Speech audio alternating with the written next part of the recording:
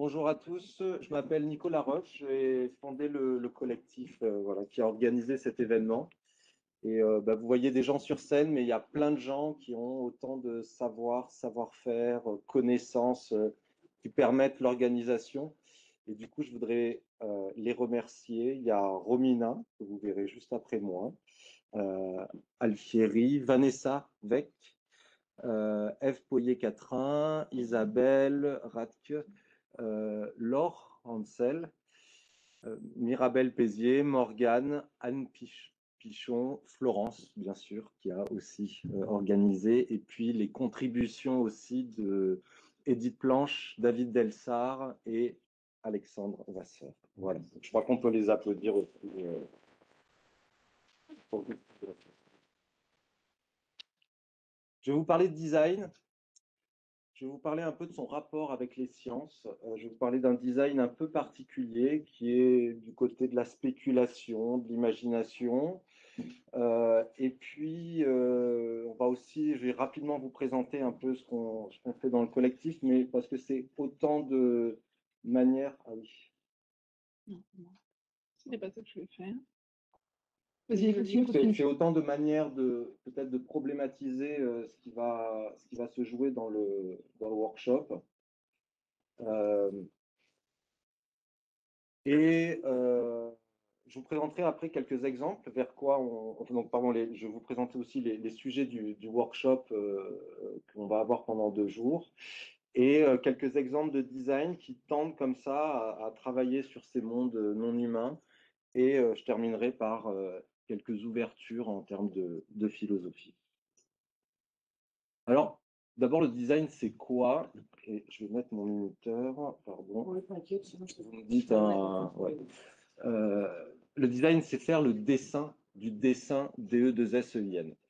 Hein, à chaque fois que vous voulez refaire votre salon, vous allez faire un plan, un schéma, vous allez tester, expérimenter l'agencement des mobiliers. Vous faites un processus de design, en fait. Autrement dit, un designer ne dessine pas une chaise, un designer dessine une manière de s'asseoir. Le design est avant tout un processus. Alors, on peut aller un peu plus loin dans la définition. Ce que propose Wilhelm Flusser, il explique que le design, donc je parle de design dans son terme anglo-saxon, c'est à la fois un verbe et un substantif. En tant que substantif, ça veut dire plan, projet, dessin, DE2SEIN. C'est aussi une intention, c'est un objectif. Mais designer, c'est aussi une mauvaise intention. C'est aussi conspirer. Alors pourquoi? Est-ce que vous avez déjà dû accepter ou pas des cookies sur un site internet? Qu'est-ce qui se passe? Où va votre œil? Eh bien, il est attiré souvent par quelque chose de plus coloré, plus gros, pour accepter les cookies, plutôt que vers refuser les cookies. Et donc, c'est bien des designers, des concepteurs qui ont fait ça. Et donc, il y a un peu de manipulation toujours. Si je dessine là où vous pouvez aller, je vais aussi peut-être mettre des barrières. Et donc, je vais dessiner où vous ne pouvez pas aller. C'est toujours ça aussi, designer. Donc, c'est lié à l'idée de ruse et de perfidie. En tant que verbe, c'est manigancer, simuler, ébaucher, esquisser, donner forme, procéder de façon stratégique. Et ça, on va le voir aussi un peu après. Donc, conclusion, méfiez-vous des designers. Alors, quand on parle de design, on peut dessiner chacun, pour faire ce processus chacun dans son coin, mais on peut aussi le faire ensemble. Alors, je vais faire cette comparaison avec un compositeur. Il y a Bach, Mozart, qu'est-ce qu'ils font? Ils vont écrire les instruments, tous les instruments de musique qui composent la partition. Et ça, on va dire que ça peut être le designer tout seul dans son studio qui va produire ce dessin du dessin. Mais il y a une autre manière de le faire, et c'est ça qui va animer les workshops de demain, ce qu'on appelle le co-design. Ben, co-design, c'est quoi? C'est comme quand on fait de la musique dans son garage avec ses copains. Il y en a un qui dit, bah, tiens, moi je peux jouer ça. L'autre qui dit, bah, tiens, moi je pourrais chanter ça. L'autre qui dit, bah, tiens, moi à la batterie, je pourrais aussi faire ça. Et en fait, tout le monde vient composer une partie de la partition, en fait, vient participer. Et donc c'est ça le co-design, et ça va être ça qui va animer les ateliers, ça va être de prendre en compte, à partir de profils transdisciplinaires, un peu le point de vue de tout le monde pour composer, en fait, qu'est-ce que pourrait être une nouvelle forme de recherche sur les plantes. Donc, on peut tous proposer, chacun avec ses compétences, son instrument de musique, une partie de la partition, de ce dessin DE2SEIM, mais on peut aussi faire participer les non-humains à la partition. Et ça, c'est vraiment le cœur de ce qu'on fait dans Zoépolis. C'est de sortir d'une forme d'anthropocentrisme et de faire participer les non-humains à ce dessin du dessin. Comment on fait entrer dans le design, dans le processus de design, les non-humains. Quand je dis non-humain, ça peut être l'écosystème, la montagne, ou alors les individus, les plantes, les fourmis, et ainsi de suite. Alors, il y a des formes de design qu'on connaît moins. Vous avez peut-être, quand je parle de design, plus une vision d'objets, on va dire, ou d'espace. Mais en fait, il y a des formes de design qui sont organisationnelles, ce qu'on appelle le design des politiques publiques, ou design d'innovation sociale, ou encore le design de service. Et puis, il y a une autre forme qui va être plus celle qu'on va travailler dans les prochains jours, qui est ce qu'on appelle le design fiction, ou le design spéculatif et le design prospectif. Donc, c'est un peu de ces deux premières formes de design que je vais vous présenter maintenant. Le design spéculatif, ce que nous explique Dunil Rabi, ils expliquent que les spéculations en matière de design peuvent servir de catalyseur pour redéfinir collectivement votre relation à la réalité, en encourageant, par exemple, par le biais de scénarios de simulation, l'imagination d'autres formes d'être. Là, vous avez vous savez que plus on vit en ville, milieu urbain, et plus on souffre d'allergies, parce qu'en fait, on n'est pas soumis suffisamment au pollen, ou en tout cas jeune dans les pollens. Et donc, il propose de prendre sa dose de pollen, comme ça, tous les jours, au travers d'abeilles dans une bulle, ou encore, voilà. Il y a eu un projet de design spéculatif sur les forêts qui imagine de nouvelles manières, là où le mycélium pourrait rentrer en communication avec l'arbre, ainsi de suite.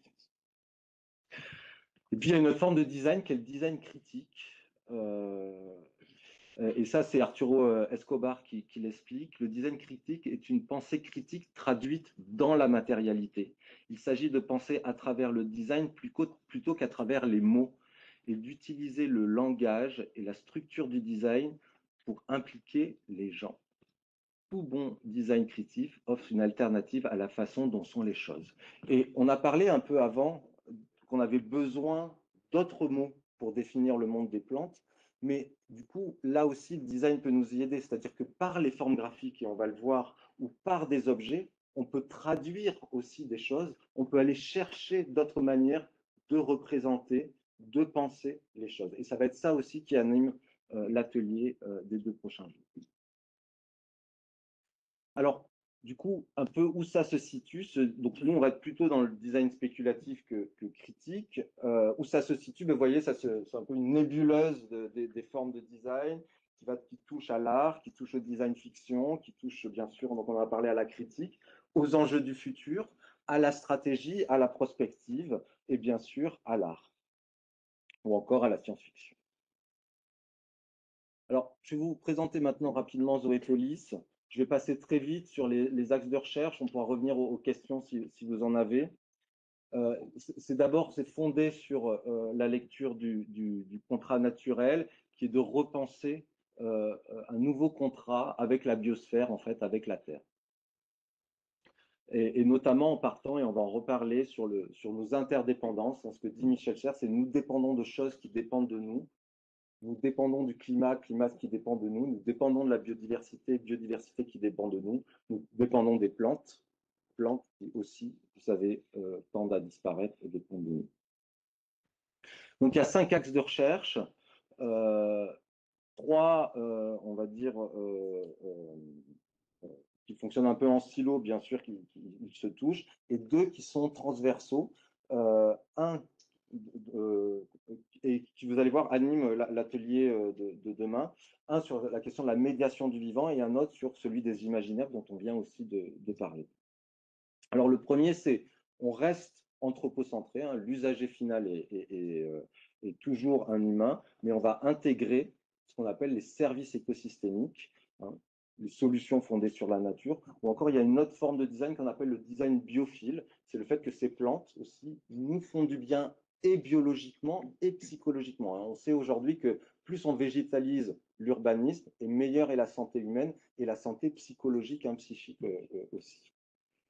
Deux, eh ben, on pourrait imaginer se désanthropocentrer et dessiner pour des non-humains. Et ça peut animer aussi l'atelier de demain. Alors, il y a des formes de design, d'urbanisme qui aujourd'hui commencent à prendre en compte d'autres espèces vivantes, ou encore, voilà, on dessine aujourd'hui des récifs de corail artificiels, et ça peut être fait par des labos de designers. Ensuite, c'est de penser en termes de relations, hein. Nous sommes pris dans des relations d'interdépendance dont on va revenir. Et là encore, en fait, c'est donc on n'est ni centré sur l'humain, ni centré sur les non-humains, mais bien sur ce qui se joue entre les êtres, en fait.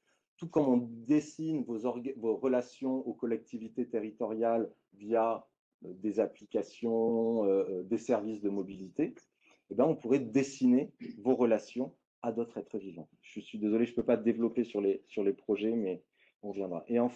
Et donc, maintenant, on attaque les deux axes de recherche qui sont transversaux, qui est que le design est aussi une discipline de médiation et de traduction. Là, on vous traduit tout en haut, hein, l'évolution du réchauffement climatique, la disparition de la biodiversité. La montagne bleue ici, c'est la consommation en bouteilles de plastique de la ville de New York. Ce que vous voyez en bas, c'est la ville de New York. Par année, pardon. Mais aussi, là, vous avez, hein, à Confluence, à Lyon, l'arbre de l'évolution de Darwin, le buisson de l'évolution. Et donc, il y a bien une traduction en objet de concepts, hein, de sciences naturelles. Et finalement, quand on va au Muséum d'histoire naturelle, ben, le design, il est partout, dans la scénographie, dans les graphismes, dans les objets. Et en fait, il traduit des concepts et aussi les mondes des autres êtres vivants. Et donc, ça, c'est aussi quelque chose qui va être travaillé dans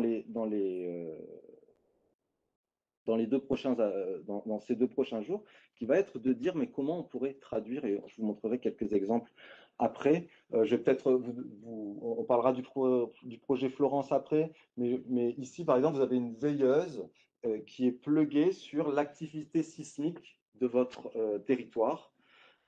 Et en fait, ben, vous savez que partout où on est, il y a toujours une activité géologique et cet objet récupère les données et va vous indiquer comme ça l'activité géologique du lieu là où vous êtes. Et donc, il vous traduit des choses qui sont au départ invisibles, insensibles à vos sens.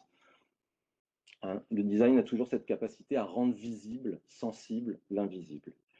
Et enfin, le design est une discipline de l'imaginaire, on en a parlé un peu avant. Aujourd'hui, on souffre tous d'extinction d'expériences de nature. Baptiste Morisot parle de crise de la sensibilité. Il y a ce qu'on appelle le shifting baseline, le décalage du point de référence.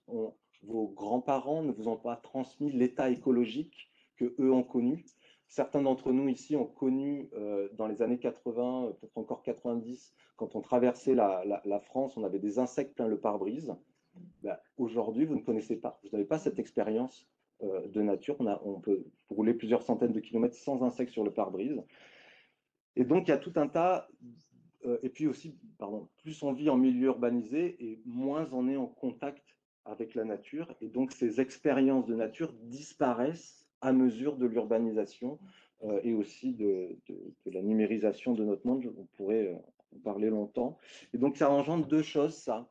La première, c'est que bah, non seulement il faut resensibiliser le grand public à des expériences de nature, et là, le design peut y aider, mais aussi, bah, nous, créatifs, mais peut-être voilà, vous, biologistes aussi, bah, nous souffrons aussi d'extinction d'expériences de nature.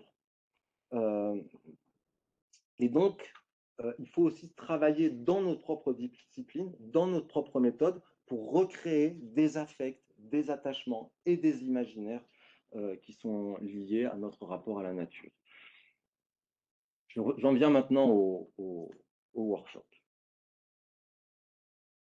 Je vais faire une petite critique. Alors, je prends mes précautions d'abord. J'adore les sciences. Je lis énormément de sciences. Je me nourris énormément de publications scientifiques, mais je vais en faire un peu la critique. Tout comme je donc, fais partie de l'association de protection des scientifiques, je fais aussi partie de l'association de protection des designers, dont je vais aussi un peu faire la critique. Cette critique, elle vient d'un état de fait euh, euh, qui est le fait qu'on est pris dans la modernité. En fait. Et cette modernité, hein, qui naît à la révolution industrielle, elle nous met dans un paradigme dont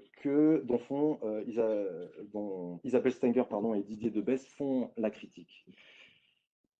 Ils nous expliquent que avec la modernité, tout se passe comme si la densité des modes d'existence, la pluralité des relations que nous pouvons entretenir avec les êtres qui forment nos milieux et qu'ils entretiennent entre eux, l'hétérogénéité des savoirs, la surabondance du réel, était la cible d'un leitmotiv. Une seule logique pour l'hétérogénéité des savoirs, un seul mode d'existence pour la pluralité des êtres, un seul cosmos pour la diversité des mondes. Bref, la peur d'être dupe, alors je ne reviendrai pas là-dessus, mais c'est là-dessus qui construit la publication, la peur d'être dupe des modernes a pour effet de réduire les savoirs, les êtres et le monde à une seule et unique couche d'existence. Et c'est ça que je vais un peu développer et qui va faire aussi le sujet du workshop. À un autre côté de la planète, il y a la philosophe Val Plumwood qui écrit, donc c'est une philosophe australienne, qui parle en fait du réductionnisme matérialiste, réduisant les formes non humaines à de simples matières, vidées de toute agentivité, de tout esprit et de toute intelligence. Les sciences ont une tendance à avoir dépouillé, on va y revenir après, les êtres de leur agentivité au monde et de leur créativité. Et elle dit, et si au lieu de diviser, de dénigrer l'intelligence du monde non humain, nous tentions de discerner la créativité et l'agentivité autour de nous dans le monde autre qu'humain. L'agentivité, c'est clair pour tout le monde? Non. L'agentivité, c'est en fait que les choses agissent. C'est pas parce qu'elles sont non humaines qu'elles n'agissent pas. Je vous donne un exemple, un dos d'âne. Un dos d'âne est non humain, non vivant, on est bien d'accord, et pourtant il vous pousse à ralentir. Il a une agentivité sur vous. Mais en fait, le bassin versant qui vous apporte l'eau du robinet, il agit comme régulateur sur les sociétés. Pas d'eau, moins d'équilibre des sociétés humaines. Pareil, hein, tout ce qui est services écosystémiques, tout ça, ont une agentivité sur les organisations humaines. Et donc, c'est ça qu'il faut prendre en compte, mais aussi la créativité, comme le dit Val Plumwood. Je continue un peu plus sur la critique des sciences. Cette photo-là que vous avez, je l'ai prise ici dans le labo de Florence. Et en fait, qu'est-ce qu'ils ont fait? C'est ce que disait Florence tout à l'heure. En fait, on a pris un être, on l'a détaché de ses relations à son milieu, on la met dans ce substrat, voilà, la gélose, et on retrouve quoi? En fait, on va étudier un monde qui est ce qu'ils appellent aminci. Définir un être par des relations de dépendance amincies, reproductibles, a peu à voir avec une abstraction cognitive. Il ne s'agit pas seulement d'ignorer ses manières de participer à l'épaisseur du monde, mais de l'en dépouiller. Elle entreprend, donc la rationalité, hein, toujours, elle entreprend de purifier ce monde par ses dynamiques propres, et cela avec les conséquences que nous savons. Alors, j'en viens au sujet du workshop. L'idée du workshop, c'est de prendre les plantes pour des sujets. comme le propose donc Robin Wall Kimmerer, est une botaniste, ce qui pourrait être aujourd'hui, comme chez nous, donc aux États-Unis, pardon, elle est professeure émérite, si vous voulez, donc elle a beaucoup de publications et de reconnaissance en termes de chercheuse, mais elle est aussi natif américain. Elle a aussi des origines amérindiennes fortes. Et en fait, dans ce livre qui s'appelle Tresser les arts sacrés, elle essaye de renouer entre ses savoirs en termes de chercheuse en botanique et les savoirs des Indiens aussi. Et donc elle nous dit ceci, elle nous dit, les scientifiques ne demandent pas aux plantes qui êtes-vous, mais que pouvez-vous nous dire? Leur principale interrogation est la suivante. Comment est-ce que ça fonctionne? La botanique qui m'a été enseignée est réductionniste, on retrouve ce que disait Val Plumwood, mécaniste et strictement objective. Les plantes n'étaient pas des sujets, elles étaient réduites à des objets. C'est cette histoire d'amincissement des plantes. Donc, c'est ça qui est visé dans le workshop, c'est de viser ce réépaississement du monde des plantes, de qu'est-ce que ça veut dire être plante par du design spéculatif. Donc, comment on va opérer un peu ce réépaississement? Je reviens à Didier Debèze et Isabelle Stenger qui nous disent l'interdépendance est comme la dépendance, une abstraction. Mais c'est une abstraction qui épaissit le monde, qui suscite l'appétit de l'enquêteur, défrichant les embrouilles multispécifiques et désarme le pouvoir du juge qui sait a priori ce à quoi il a affaire. C'est ça l'attention du workshop. Partir en enquête dans la spéculation pour savoir ce que ça veut dire être plante. Alors, on a 3 sujets qui touchent à ces questions de relations, d'interdépendance, de liens. Le premier, il est sur les relations plantes-pollinisateurs. Le deuxième, sur la question des relations des chercheurs à leur objet d'étude. Comme a dit Florence, les anthropologues savent très bien qu'en allant enquêter leur population, ils modifient leur sujet d'étude. On pourrait se poser la question aussi avec les plantes. Et aussi sur la question des relations entre le sol et la plante. Et les plantes, pardon. Et enfin, il y a un troisième sujet. Michel Serres nous dit « Je ne connais pas d'être vivant qui ne capte pas de l'information, qui ne stocke pas de l'information et qui n'émette pas de l'information. » Et puis quelques lignes plus loin, il nous dit « Mais je pourrais dire pareil d'une planète ou d'un caillou. » Et en fait, ces informations, il appelle ça des ichnos. En fait, ichnos en grec, ça veut dire trace de pas. Quand on met le satellite Hubble regarder le rayonnement cosmique de l'univers, il détecte des traces qu'a émis ce rayonnement fossile. Et ce que dit Michel Serres, il dit, mais en fait, quand on était chasseur-cueilleur, ou le chasseur encore aujourd'hui, il détecte les traces des autres êtres vivants. Et donc, s'il y a détection de ces traces, c'est qu'il y a processus de lecture. Et donc, on peut lire, dès qu'il y a trace de pas ou trace de quelque chose, il y a processus de lecture, comme le fait le satellite Hubble, et comme nous le faisons derrière le satellite Hubble. Et donc, l'idée, c'est de partir en enquête sur ces ichnos, et vous verrez que Romina vous en reparlera après, c'est la présentation juste après, ça a été son sujet de fin d'études, de travailler sur l'ichnographie végétale, et donc ça va être un des ateliers, après, d'enquêter sur les traces qui sont et reçues et émises par les plantes, parce que dès qu'il y a traces, il y a aussi processus de lecture derrière par les humains. Donc, je vous montre un peu maintenant quelques recherches en design qui ont fait ces explorations un peu vers des mondes non humains. Donc d'abord le projet Florence, donc c'est une thèse pour Microsoft qui en fait a isolé, on retrouve l'amincissement, qui a isolé une plante dans une bulle, captant ces signaux chimiques et captant aussi les signaux dans le sol. Et en fait, après, on part un peu en spéculation.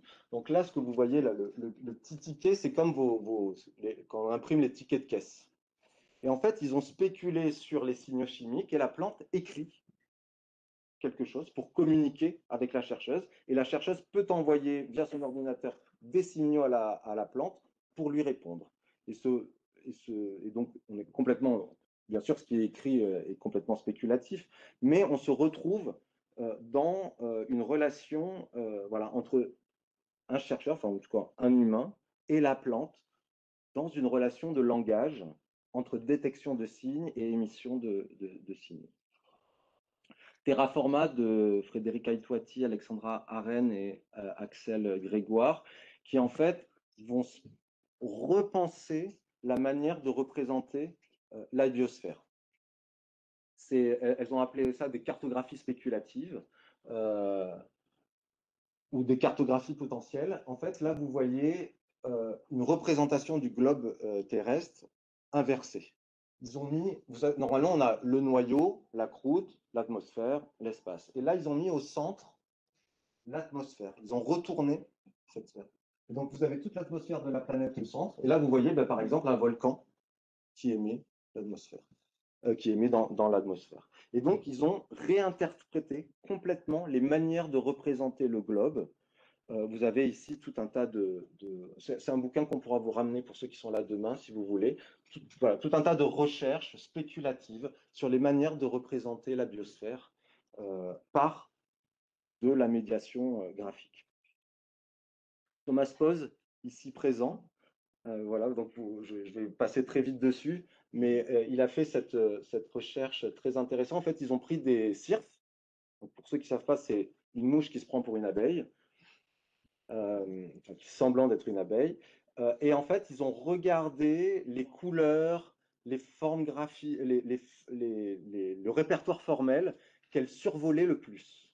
Et par itération, c'est ça, hein, je ne me trompe pas, par itération, en fait, ils ont amélioré ces formes et ils ont produit ces formes qu'ils appellent les non-fleurs, en fait, qui sont des formes faites à partir du monde sensoriel, enfin, ou de ce qu'on arrive à comprendre du monde sensoriel du cirque. Je vais le dire un peu différemment, et ça c'est mon interprétation, c'est peut-être un peu comme l'orchidée. Ce que nous dit l'orchidée, c'est ce que voit le bourdon. Hein, elle nous parle de ce que voit le bourdon. C'est à peu près le travail qu'a fait Thomas Pose, c'est-à-dire qu'il nous parle de ce que voient les cirques, en fait. Cette forme, cet objet nous parle de ce que voient les cirques. Je vous laisserai lui poser des questions après si vous voulez en savoir plus. Marshmallow Laser Fear, alors eux, ils ont fait du lidar et en fait, ils proposent une exploration de la forêt à partir du point de vue d'un renard, d'un moustique, et j'ai oublié le troisième, proposant voilà, des points de vue sur la forêt assez différents. Et pareil, on est sur des formes un peu spéculatives, comme ça, de représentation et de recherche de points de vue non humains. Là, vous avez aussi une expérience pour voir qu'est-ce que ça veut dire, voir comme les chevaux. Alors, je sais pas comment on dit, regard bilatéral, enfin, latéral, et qui vient recomposer comme ça le regard d'un herbivore. Ou encore Thomas Twight. Alors, lui, il a fait une double expérimentation. La première, il est allé vivre avec un troupeau de chèvres, et donc il a dormi avec elle, il est sorti avec elle pendant 3 jours. De cette première phase d'exploration, il s'est rendu compte que, en fait, lui, il marche avec des mains à plat et puis il n'a pas des sabots. Donc, du coup, il a designé ces objets pour ressentir qu'est-ce que ça veut dire avoir des sabots, en fait, et la manière dont ça se pose dans le sol, mais aussi, en fait, il s'est rendu compte que les chèvres se cognent beaucoup la tête, elles ont des cornes. Donc lui, du coup, il s'est retrouvé avec plein de bleus, donc il faut mettre un casque. Et puis, il s'est rendu compte aussi, en étant au ras du sol, en marchant à quatre pattes tout le temps avec elles, qu'elles avaient le nez vraiment au ras du sol, et elles ont le nez retroussé. Donc, fixé un petit truc pour avoir le nez retroussé. Et en fait, il s'est rendu compte qu'il sentait beaucoup mieux les effluves du sol, par exemple. Et donc, ce que ça veut dire, ça, c'est que, vous voyez ce qu'a fait Thomas Dwight, c'est, en fait, il a designé des outils pour enquêter. Et enfin, Natasha Meyers, donc elle est anthropologue, elle a fait une thèse sur les labos de biologie, et elle a emmené les biologistes par leur corps, en fait, à comprendre la manière dont étaient agencées les chaînes de molécules. Et voilà, et elle nous dit, ce travail corporel les aide à comprendre comment les molécules se déplacent et interagissent et offre simultanément un support par lequel ils peuvent communiquer les détails nuancés de leurs résultats auprès des étudiants et des collègues. Et ça aussi, hein, ce rapport au corps, alors il y a eu beaucoup plus d'expérimentation sur voilà, comment on comprend une chaîne protéinée et son agencement aussi. Et enfin, Alexandra Desi-Ginsberg, je vais passer très vite dessus, qui en fait propose c'est un logiciel pour designer un patchwork, si vous voulez, mais à partir du besoin des pollinisateurs. Hein. Vous cherchez quel pollinisateur vous voulez, et en fait, l'algorithme va vous générer les fleurs qu'il faut pour attirer ce type de pollinisateur. Et donc là aussi, il y a la recherche d'un point de vue détourné. J'en viens maintenant à quelques ouvertures un peu plus philosophiques. Florence nous en a parlé avant. Aujourd'hui, nous commençons à concevoir que le monde pourrait être peuplé de sensibilités humaines et non humaines auxquelles nous participons et sollicitent nos soins et notre attention. Si les plantes n'ont pas de système nerveux, nous dit Vinciane Després, Alice Morcio et Nicolas Prigaud, cela ne démontre en rien le fait qu'elles n'ont pas de sensations. Cela nous invite seulement à s'interroger sur la diversité des voies par lesquelles il est possible d'éprouver des sensations. Et je pense que c'est la petite vidéo que tu as montrée. Voilà. Je reprends un peu Didier Debèze dans un livre qui s'appelle L'appât des possibles.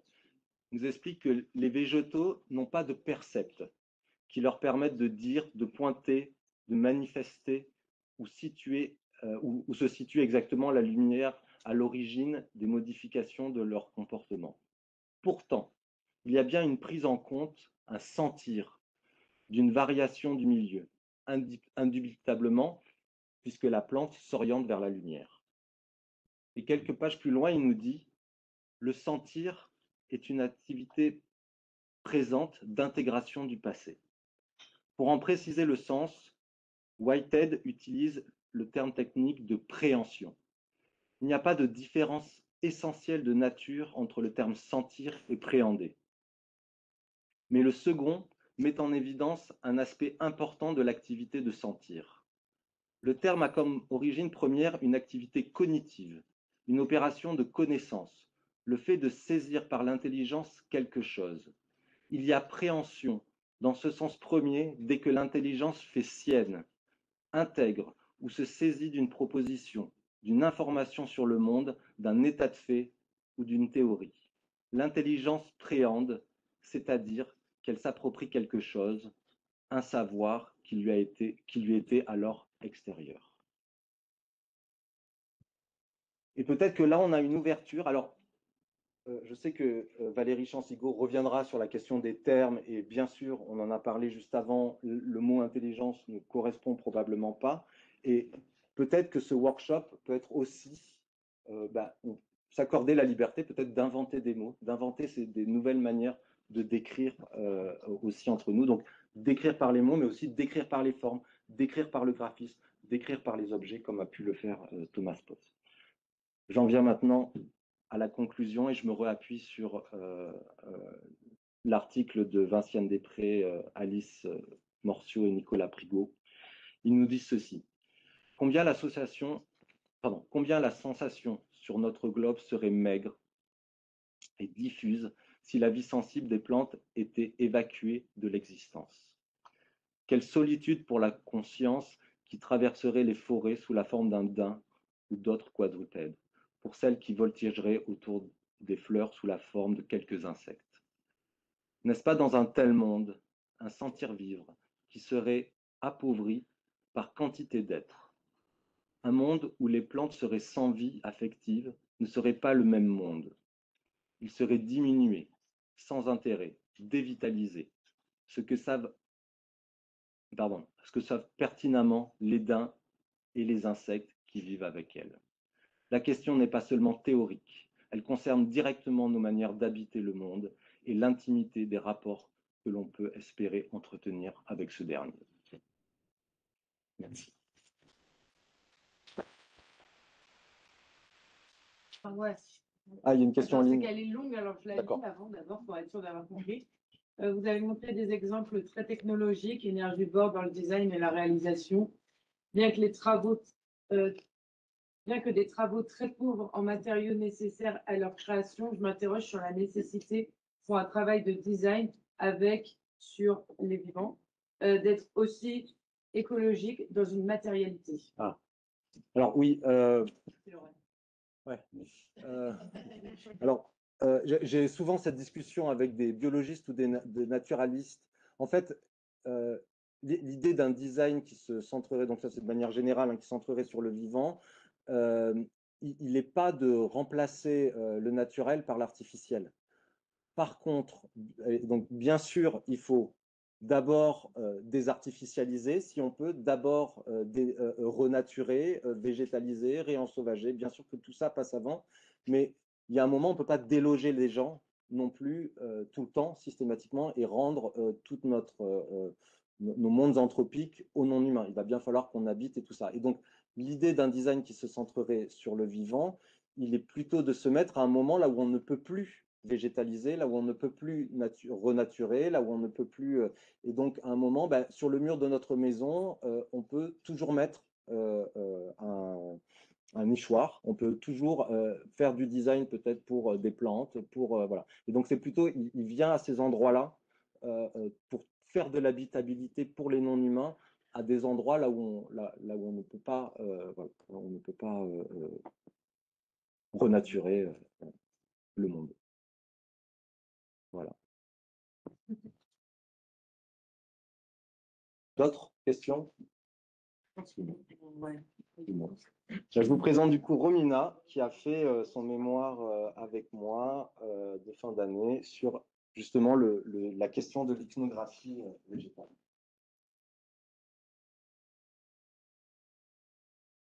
Bonjour à tous, bonjour à tous. Du coup, je m'appelle Romina et je vais vous présenter le travail de recherche et les résultats qui ont été issus de mon année de diplôme. Donc, j'ai passé un diplôme de design interactif sur la question de l'ichnographie végétale. Et donc, je me suis penchée en tant que designer sur la question de la représentation des plantes, donc la représentation à la fois scientifique et à la fois la médiation scientifique qui va ensuite toucher les imaginaires collectifs. Donc, comme l'a dit Nicolas, j'ai eu la chance de pouvoir réaliser mon mémoire en étant coordonnée par Nicolas. Et aussi, je me suis énormément inspirée des recherches de Florence Nicollet, de sa posture de recherche également.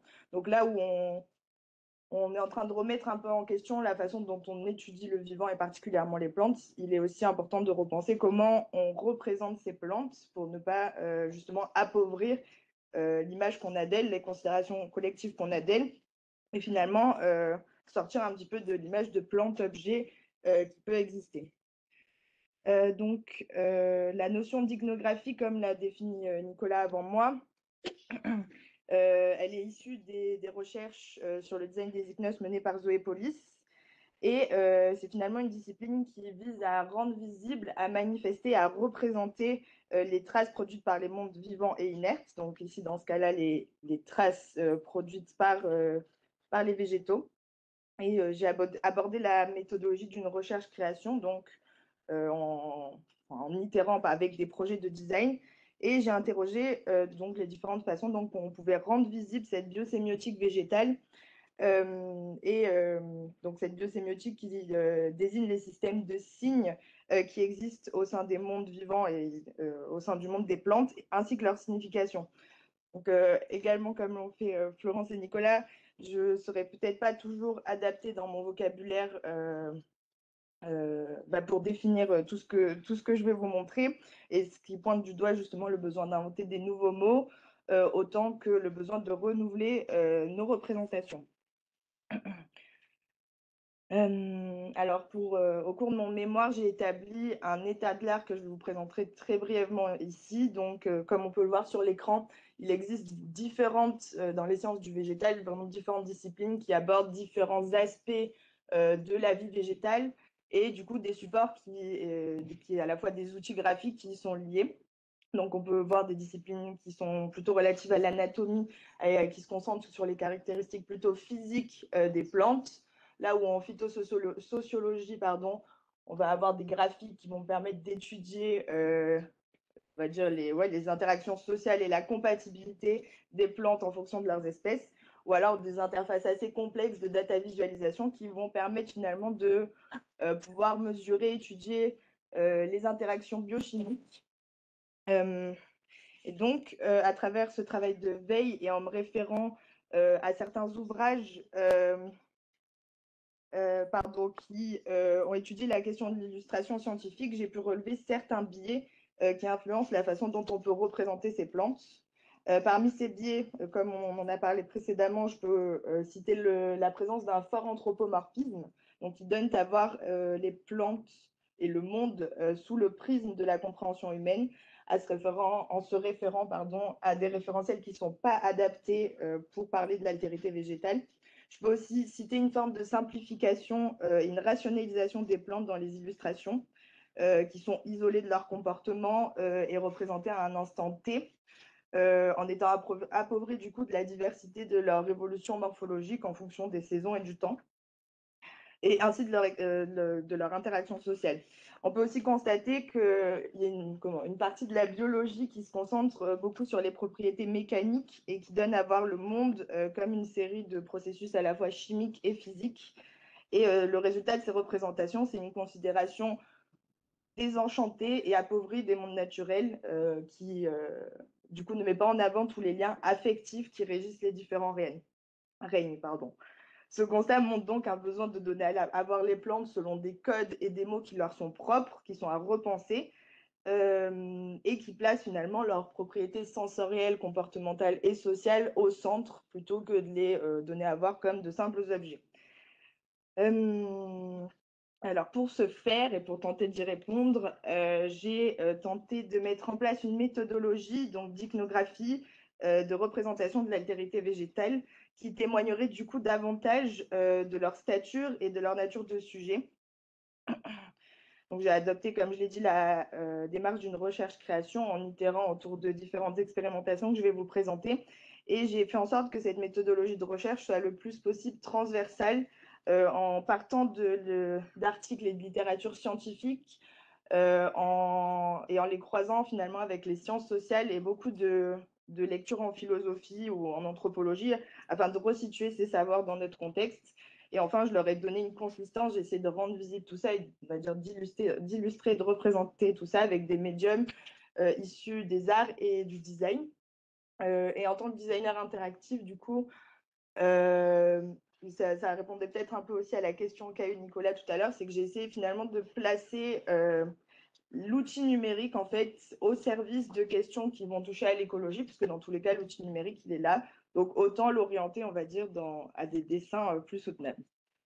Alors, avant, c'est important d'en parler, j'ai essayé de situer ma recherche dans une approche dite involutive, donc qui est décrite par Isabelle Stenger et Didier Debès comme une approche qui met en avant les affects et les interdépendances qui régissent les relations entre les mondes. Donc, c'est une approche qui ne va pas nier les savoirs plutôt objectivants de l'évolution décrite dans la biologie occidentale, mais qui souhaite les accompagner, les étayer et proposer d'autres formes de récits et qui mettent finalement en avant des devenirs plutôt imprévisibles et sortir de cette rationalité.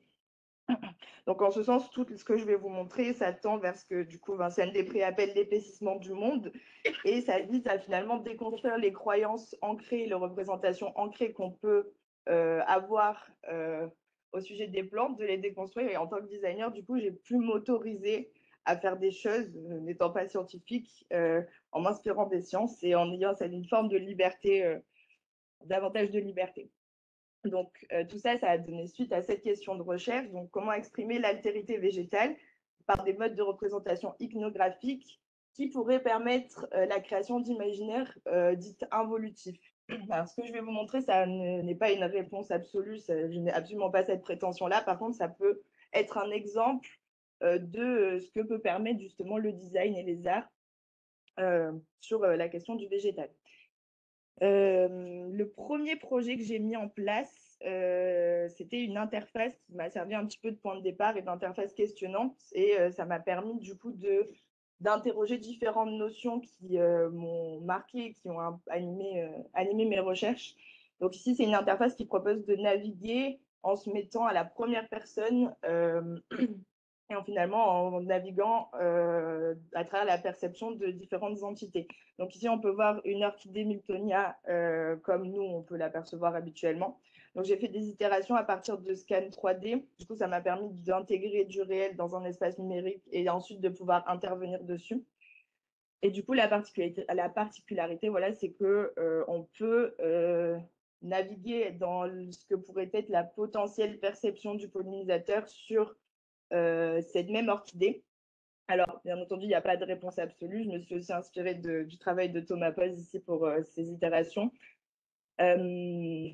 En fait, voilà, j'ai essayé de voir comment on pouvait mettre en avant des systèmes de signes qui ont une signification, une biosémiotique pour le pollinisateur et que nous, on perçoit finalement comme des objets de décoration. Et enfin, de façon encore plus spéculative, et grâce à l'intelligence artificielle et la génération 3D, j'ai tenté de donner une consistance à ce que pourrait être la potentielle perception d'une plante, donc de cette même orchidée, sur une autre orchidée à la troisième personne, sur elle-même.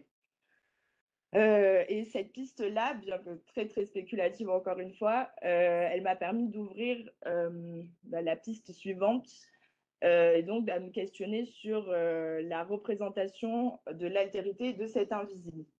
Alors, pour davantage expliquer, l'enjeu ici, c'était de questionner comment on pourrait donner une forme à quelque chose qu'on ne voit pas, qu'on ne percevra peut-être jamais, mais qui existe et qui nécessite d'être représenté et mieux communiqué.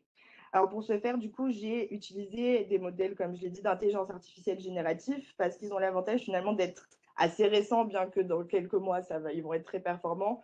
Pour l'instant, ils laissent beaucoup de place à l'aberration et à l'erreur. Et du coup, ça va être basé sur des grosses bases de données, ce qui va faire qu'on va sortir, entre guillemets, de l'anthropomorphisme, parce que ça va recombiner à partir de différentes formes, que ce soit des abeilles, des 3D de végétation, plein de choses. Alors, normalement, c'est une vidéo, je vous le donnerai peut-être après, mais là, on ne peut pas. Donc voilà, j'ai trouvé que ces modèles d'intelligence artificielle-là avaient un avantage vis-à-vis de cette recombination formelle et de façon à donner une forme à cet invisible. Là aussi, la vidéo ne tourne pas. Du coup, à partir de ces différentes formes 3D, j'ai pu les placer dans un environnement 3D, encore une fois, de façon à avoir une vision 360. Donc là, ça ne rend pas spécialement hyper bien, mais en gros, c'était l'idée de plonger le spectateur à la première personne, comme s'il percevait du coup cette altérité, comme s'il pouvait être à la fois plante ou percevoir peut-être des interactions biochimiques. Voilà, c'était plus dans ce sens-là. Voilà, alors pour la troisième piste, j'ai essayé de me faire une recherche sur la biosémiotique et particulièrement la biosémiotique des fleurs d'orchidées. Alors, je me suis beaucoup inspirée des photos prises à la lumière UV des botanistes Aline Reynel-Roch et Albert Revenant. Et en fait, ces photographies, elles révèlent tout un système de signes qui n'est pas accessible à nos sens, mais qui montre du coup toute cette communication, toute cette sémiotique qui existe entre le règne des pollinisateurs et des insectes et celui des plantes à fleurs. Donc, de cette même façon, j'ai essayé d'itérer des photographies à la lumière UV avec des orchidées qui sont mes orchidées domestiques, mais aussi avec des orchidées endémiques de la région d'Isère. Et à partir de ça, j'ai réalisé une forme de décomposition graphique de ces différentes fleurs. Donc, j'ai réalisé une décomposition selon différents niveaux d'attention de la forme la plus visible et la plus générale, jusqu'à la forme la plus subtile, cachée au cœur de la fleur avec les motifs les plus subtils. Donc, cette piste, elle aurait pu être davantage poussée pour essayer de comprendre concrètement qu'est-ce que veut dire le langage de couleur dans le monde des pollinisateurs. Mais là, pour le coup, moi, c'était surtout pour essayer de replacer tout ça au rang d'un langage plutôt qu'au rang d'une décoration qui nourrirait encore le statut d'objet qui peut peser sur les plantes. Voilà. Et donc, le dernier projet, donc je me suis inspirée des cartographies de Terraforma, donc des cartographies potentielles dont a parlé Nicolas. Et l'enjeu ici, c'était de questionner quel était le médium le plus propice pour témoigner de la vie végétale, de la temporalité végétale. Et finalement, quel médium serait le plus propice pour ne pas appauvrir les informations qu'on voudrait transmettre. Donc ici, j'ai choisi comme sujet d'étude l'orchidée étoile, qui est une orchidée de Madagascar et qui a la particularité d'être connue pour sa forte relation, c'est plus symbiotique, je ne sais plus, avec son pollinisateur. Donc leurs deux morphologies se correspondent parfaitement. Du coup, ça montre finalement une dépendance entre ces deux règnes et une relation, oui, affective. Donc, à partir d'un état de l'art, des éléments de mon état de l'art, j'ai compris que représenter une plante sur un instant T, ça allait relativement appauvrir la vision qu'on a d'elle, car sa morphologie va évoluer tout au long de l'année. Donc la cartographie, elle m'a permis d'intégrer deux échelles de temporalité différentes sur un même support. De façon à pouvoir se saisir de ces multiples variations tout au long à la fois d'un cycle circadien et tout au long aussi d'un cycle de saison. Voilà. Donc, en fait, cette cartographie, elle fonctionne en différentes parties et elle est multipliée sur différentes parties parce que l'idée, c'était justement de questionner le point de vue sous lequel on va donner à voir cette même situation. Et du coup, la version finale de ce travail, c'est celle-ci, parce qu'au moins, on sort d'un cycle qui serait trop linéaire et qui viendrait re-enfermer ce qui est donné à voir sur une seule année. Là, au moins, on peut avoir une perspective plus étendue sur plusieurs années. Je me perds là. Et je vais peut-être finir en disant peut-être que oui, le choix du monochrome était un parti pris important.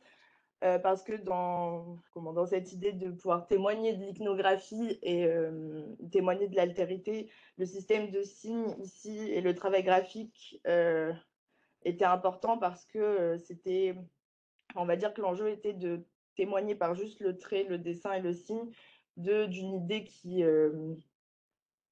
de cette altérité. Je suis plus claire là. Je vais répondre à vos questions.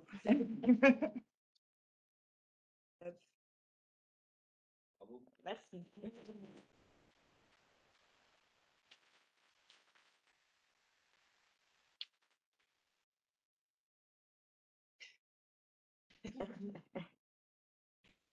Il est imprimé. Oui. Des questions, ouais. Oui. Non, déjà merci. Si j'ai bien compris, c'est quand même d'essayer de changer nos modes de représentation pour essayer de percevoir quelque chose de plantes qui, jusque-là, nous reste peut-être un peu inaccessible parce que pas augmenté. Et vous dites que vous prenez une certaine distance quand même par rapport à la science dans le niveau où vous êtes pas scientifique. Et malgré tout, dans votre travail, je pense que quelque chose qui relève vraiment du protocole, assez exigeant, autant dans la démarche que dans les rendus, quelque chose de très graphique. Enfin, je ne sais pas comment expliquer, mais peut-être systémique ou comme ça. Et non, si dans votre travail, il y avait d'envisager la place de la poésie, et le récit. Si oui, comment? Alors oui, bien sûr. Alors c'est vrai que j'ai pas forcément mentionné d'histoire de poésie, mais bien entendu, pour moi, du coup, la poésie, ça rentre dans ce qui va être relatif au domaine des arts. Et oui, effectivement, il y a quand même j'ai essayé, on va dire, de m'atteler à une forme de rigueur scientifique parce que j'ai quand même beaucoup lu, etc. Après, du coup, j'ai adopté une méthodologie qui est propre au design, donc qui est celle de la recherche-création, avec justement cette attention particulière. Enfin, on va dire que c'est les résultats que j'ai pu vous montrer, ils sont vraiment issus d'un croisement complet entre du coup ces différentes disciplines. Donc, à partir d'un savoir scientifique, le re-questionner, essayer de l'étendre, de le resituer, de comprendre certains biais avec les sciences sociales, la philosophie, etc. Et ensuite, du coup, c'est là que venait la création, du coup, et le travail de design et d'art, dans comment on le met en forme, comment on donne une consistance graphique. Et c'est beaucoup plus riche, du coup, de faire. Enfin, en tout cas, pour moi, ça m'a aidé, ça m'a permis d'avoir des choses plus riches en faisant vraiment dialoguer. Je ne sais pas si j'ai bien répondu. Alors, oui, juste pour expliquer un peu, pour revenir un peu sur le design, en fait, du coup, la question du protocole, en fait, il est tout le temps systématique en design. Parce que s'il y a une dimension qui est importante en design, c'est sa dimension d'usage. En fait, on fait des choses pour que ça serve. Et donc, même dans son travail, même s'il y a une dimension peut-être plus poétique, effectivement artistique, il y a quand même une finalité qui est qu'il faut bien produire un langage qui soit compréhensible, ou des formes, voilà, quelque chose d'assez ergonomique, intuitif, ce qu'on appelle aussi l'affordance, c'est-à-dire le fait que les choses parlent d'un peu d'elles-mêmes aussi en soi. Et donc ça nécessite un travail en amont qui est fait de... En fait, le design est tout le temps à la croisée des sciences de l'ingénieur, enfin de l'ingénierie aussi beaucoup. Et donc, on est quand même toujours complètement emmêlé avec une certaine rigueur qui peut être celle de l'ingénieur ou du scientifique et dont on ne peut pas trop se détacher comme pourrait faire plus un artiste voilà, qui prendrait toutes ses libertés. Nous, on a toujours un peu cet attachement voilà, avec quand même des protocoles et des formes, même si on se permet des fois voilà, un peu plus de liberté, plus de légèreté, plus de poésie. Voilà. Oui. Petite remarque là-dessus, hier, vous parlez avec les polices de cartographie, vous parlez différentes formes de cartographie de choses très complexes, que ce soit il y a différents points de vue, différentes temporalités. Et il y a des cartes, pas les cartes faites par les Européens, mais les cartes faites par les Esquimaux, qui étaient faites pour raconter en fait des choses, ça pas vraiment pour se retrouver géographiquement, mais en fait, la base d'un récit, l'histoire, etc. Et moi, il me semble, enfin, je trouve c'est très très beau les dessins, ces cartes-là, mais je pense qu'elles méritent peut-être aussi d'être, quelqu'un les raconte, en fait, c'est pas forcément intuitif. Enfin, on sait lire des cartes géographiques, parce qu'on connaît ça, parce qu'on a été entraîné, mais je veux dire, il y aurait peut-être de la place pour un récit, justement, comme tu disais, à partir de cette carte. Là-dessus, il y a un bouquin sur les histoires des cartes alternatives qui s'appelle Ceci n'est pas un atlas. Je me rappelle plus d'une chercheuse. Donc, c'est une espèce d'atlas de cartographie critique. Et puis, c'est beaucoup comment des citoyens vont recartographier leur territoire à partir de leurs affects, de leurs attachements ou d'un point de vue critique. Et ce qu'explique la chercheuse, c'est que, en fait, une carte ou un schéma, enfin, ou même le travail aussi qu'on peut faire comme ça dans Zoépolis ou qu'a pu faire Romina, il est toujours aussi politique. En fait, il y a quand même toujours un positionnement qui vient critiquer voilà, des formes de représentation qui existent déjà et qui cherchent en fait à pousser un peu les murs voilà, de la représentation, de la compréhension, tout ça. Et donc, il y a un point de vue un peu critique politique toujours derrière tout ça. Ceci n'est pas un autre. J'ai une question multiple, mais je vais essayer de la simplifier pour Romina, pour toi. Nous, on a vu sur ce début de séminaire qu'on utilise vraiment majoritairement le visuel et l'auditif parce qu'on parle en ce moment. Du point de vue de l'état de l'art de la science, est-ce que la science voit aujourd'hui quel est le médium principal des ressentis, des sensations de la plante? La plante, elle nous montre qu'elle est capable d'être belle, des couleurs, des formes, mais des odeurs. Est-ce que la plante va d'abord sentir? Quel est le médium principal? Et ma deuxième question serait sur la proprioception. Nous, parfois, on perd de la proprioception, d'où l'intérêt des schémas. Mais est-ce que la plante se sent elle-même? Est-ce qu'elle a une perception d'elle-même sur... Un laboratoire à Clermont-Ferrand pour montrer quelle est la perception de leur propre corps. L'arbre, a priori, se rééquilibre. Parce que tu as vu comme moi sur Arte une émission extraordinaire sur on a privé la plante de tout système d'orientation, on l'a fait passer dans des centrifuges, elle arrive encore à trouver la position du soleil, enfin, entre guillemets. Donc je laisse à Romina peut-être, mais Après, sur les sens principaux, enfin, dans les recherches qu'on a menées, je ne sais pas s'il y a un sens principal. Est-ce que la vision est très importante chez l'humain. Je sais pas si au regard de tout ce que les plantes exhalent en parfum, on pourrait se dire qu'elles sont peut-être capables de se sentir elles-mêmes. Mais je ne sais pas si... Ça rejoint un peu ce que disait Florence sur la question de la conscience, c'est-à-dire que le fait qu'on arrive à la priver de sensations, ça veut dire qu'il y a bien un état de départ aussi.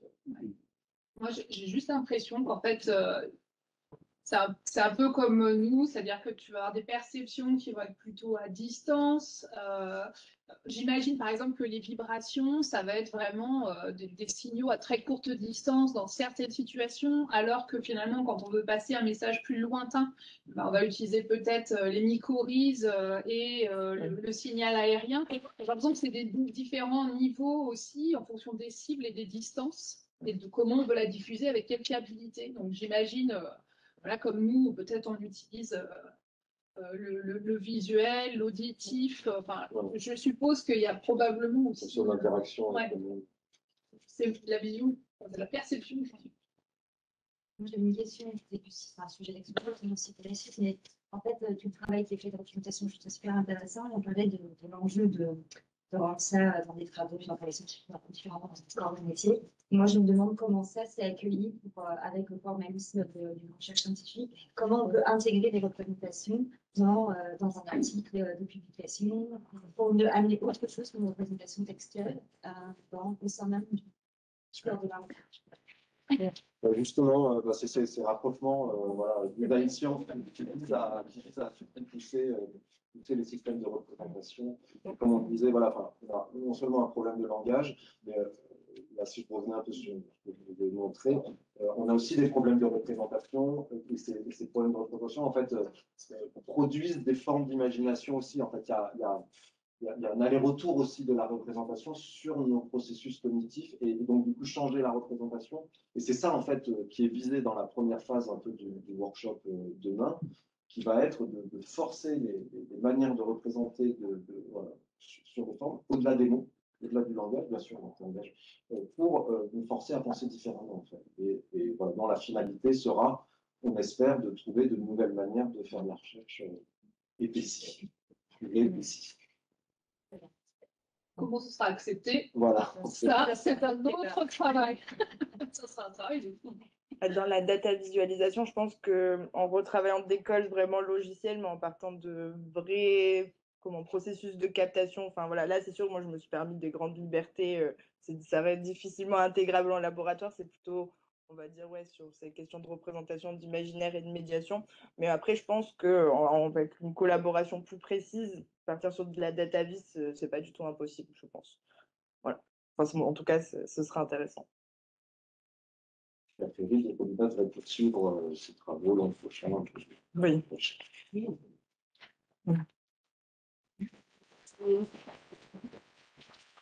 Cette capsule sonore, on va revenir avec Vinciane Després. C'est très court aussi, c'est 4 minutes.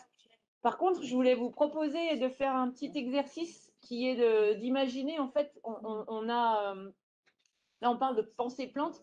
Comment est-ce que ça se dessine, la pensée la pensée plante? Ça ressemble à quoi? La pensée des animaux, c'est pas mal. On a nos deux yeux là au devant de la tête, puis on regarde devant nous. Mais à quoi ressemble la pensée plante? Comment vous la dessineriez? Et vous pouvez, si vous avez de quoi le dessiner, de quoi le partager après, ben, ce sera chouette. Alors là, on peut commencer à rêver, à imaginer. Ces sciences, en fait, elles vont accompagner d'autres transformations. Pourquoi ne pas imaginer qu'à un moment donné, on puisse trouver des chercheurs qui se disent peut-être qu'en effet, il y a des formes d'écriture qui nous restent très inaccessibles, puisque nous n'avons pas de système de traduction aisé. Et puis, rien à faire, l'écriture dans un monde de choses, et les humains vivent dans des mondes de choses, est plus simple, dans la mesure où il y a des référents qui sont un peu stables. Ça, c'est une caractéristique quand même de très nombreux vivants, c'est qu'ils ne vivent pas dans des mondes de choses. Ils vivent dans des mondes animés, des mondes où les autres êtres sont vivants, changeants, relationnels. Mais ça veut dire que nous n'avons pas de référence stable pour pouvoir fixer ce qu'on appellerait un dictionnaire, ce qu'on appellerait des mécanismes de traduction.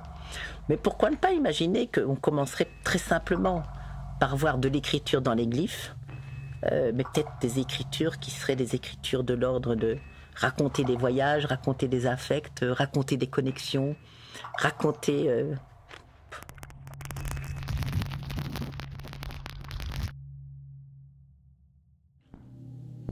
Des mycolinguistes du futur se mettent en tête de prendre au sérieux l'écriture des fonges et donc des mycéliums. Les catégories grammaticales qui sont les nôtres habituellement vont être sérieusement secouées.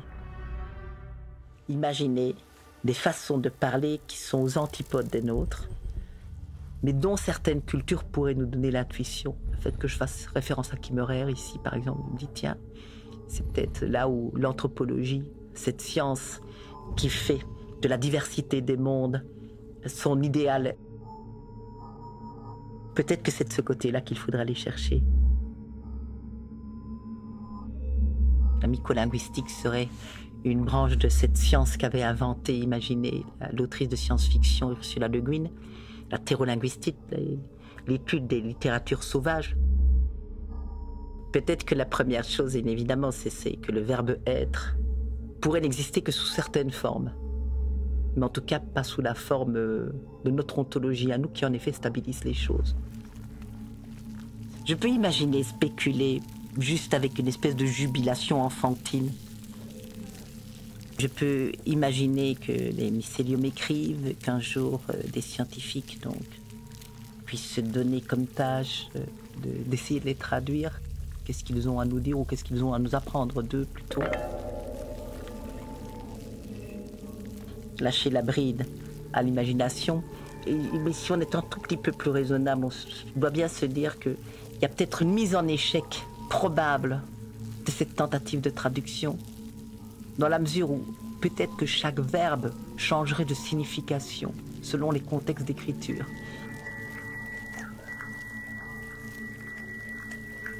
Qui dit que justement, d'une séquence à l'autre, d'un événement à l'autre, d'une rencontre à l'autre, d'une terre à l'autre, d'un arbre à l'autre, il ne signifie pas tout à fait autre chose.